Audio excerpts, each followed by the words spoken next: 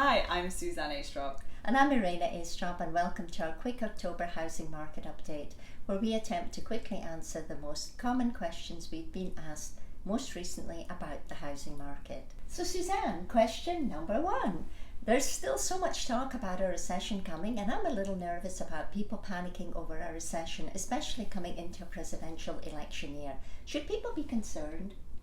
People shouldn't worry too much. In fact, Morgan Housel, a prominent economist, is saying there's no need to worry about the recession as, quote, it might be over before we've realised it's began. Okay, Suzanne, so when are analysts and economists predicting that this barely noticeable recession is going to be taking place? Well, grouping 4 surveys of analysts and economists together, almost 47% say the recession is going to occur before the end of next year. Another 28% say it's going to happen early in 2021. So the vast majority are predicting the recession will occur in the next 18 to 24 months. Remind us again about how home prices factor in the recession, as that's a primary concern to all homeowners nationwide. So this is a chart of house price changes during the last 5 recessions. And obviously in the recession of 2008, prices dropped dramatically because the number one trigger of that recession was the housing crash, and the number 2 trigger was a mortgage market meltdown. So of course it impacted the housing industry because it was the housing industry that actually caused the recession. But if we look at 4 of the last 5 recessions prior to that, home values actually went up, and the only time they didn't was when they went down by less than 2%. So we don't foresee prices dropping this time. So, if I'm hearing you correctly, it doesn't look like house prices are coming down. But are we going to continue with the current home price increases that we've seen since the last recession? Looking at a survey of 6 respected sources in the industry, including Freddie Mac and Fannie Mae, we're looking to continue with an upward trend of home values similar to what we've already experienced over the last few years. What about mortgage interest rates? How is the future looking for prospective buyers? Should they be sitting on the fence for a while? The 30-year fixed mortgage rate peaked at the end of last year at 4.75% and has come down almost a whole percentage point since June of last year. This is making buying a home more affordable than it's been in a few years. Yes, that 1% drop in interest rate definitely makes housing much more affordable.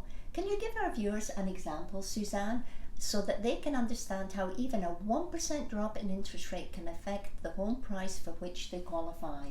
Sure, so in our marketplace, the average home is about $250,000, and at a 4.75% interest rate, that would have been a monthly principal and interest payment of about $1,300.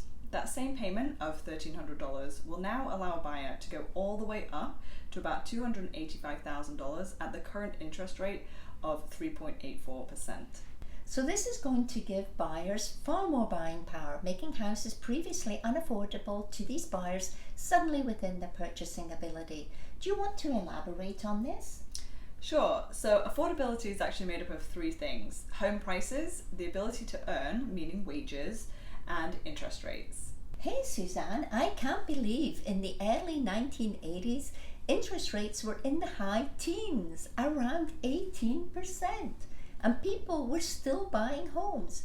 I would say then that buyers are looking in pretty good shape at the moment.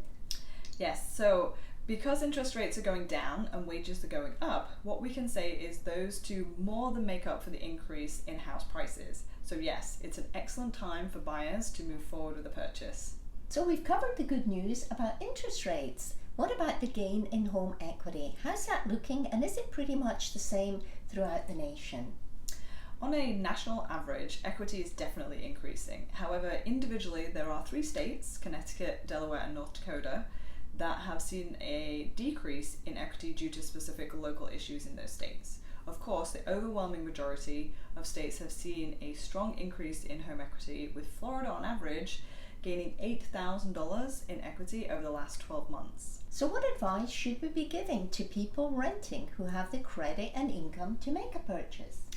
Definitely renters should be making steps to purchase prior to their next lease renewal. Wealth creation in families is really important, and it's built largely on home ownership and consequently home equity growth. Even with conservative predictions, over the next 5 years, a home valued at $250,000 will be worth about $287,750. So if you're renting, you're missing out on growing your family's wealth. Is wealth creation the only thing they'll be missing out on if they don't buy?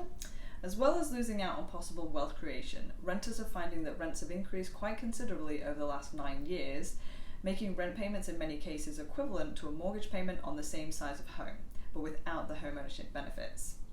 Generally, mortgage payments will stay the same over the life of the loan, but rent payments generally increase annually.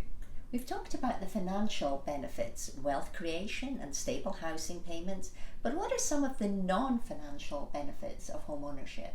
Great question. So, some of the non-financial benefits include many homeowners saying they're happier, feel more secure, and believe it's the best decision they've ever made. Is there any specific group that's more interested in purchasing a home right now? It's hard to talk about home buying without discussing millennials. This particular group, it seems, are coming off the fence and getting serious about buying now, as a recent survey shows 1/4 of millennials are interested in buying a home in the next 12 months. Thank you, Suzanne, and thank you to all of you for watching. We hope you enjoyed our market update. And if you're wondering if now is a good time to buy or sell, email or call us today.